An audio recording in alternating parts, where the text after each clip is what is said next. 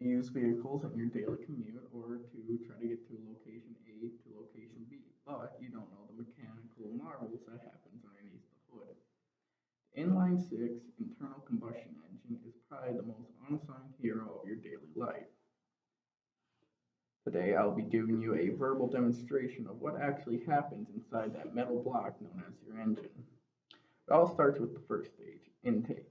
Intake is where a intake valve opens up and allows a rush of air into the piston wall. Then comes your fuel mixture. Fuel injectors spray a fine mist of a volatile fuel, either gasoline or diesel, into mix with the air into the piston wall, making a 15-to-1 air-fuel ratio.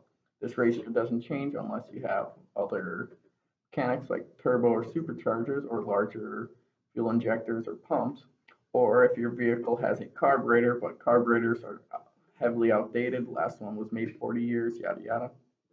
So then the air-fuel mixture lays dormant inside the piston. Then we get to the combustion stage. The piston accelerates upwards, compressing the air-fuel mixture, and the spark plugs detonate the highly volatile mixture. That detonation forces the piston downwards onto the crankshaft. The crankshaft is the spine of your car. The crankshaft makes sure all your valves open up properly and all your pistons are in the proper firing sequence. Spark plugs are optional if you have a diesel engine, because diesels are very volatile versus a normal gasoline air fuel mixture, and there are other engines like rotaries that have a different spark plug mechanic, but that's a different subject. Then, to keep balance, your vehicle has a specific firing sequence. So imagine 6 circles lined up in a straight line, each labeled 1, 2, 3, 4, 5, 6. To keep your vehicle from having unnecessary sway, the 2 pistons fire at around the same time. So every time piston 1 fires, piston 5 fires, keeping a balance within your vehicle. So vice versa, 3 and 6 at the same time, and 2 and 4 at the same time. These pistons synchronous allows you to have a smooth ride. Then we get to the exhaust stage. There is a exit valve, outtake valve if you say, that opens up, but there is no pressure. So using the momentum from all the pistons in the crankshaft, the piston accelerates upwards, forcing all the exhaust fumes out of the engine into the exhaust system. There, then, the exhaust fumes go into the catalytic converter, where they are treated using rare earth metals to dilute the potency of most of the greenhouse gases coming out from the engine.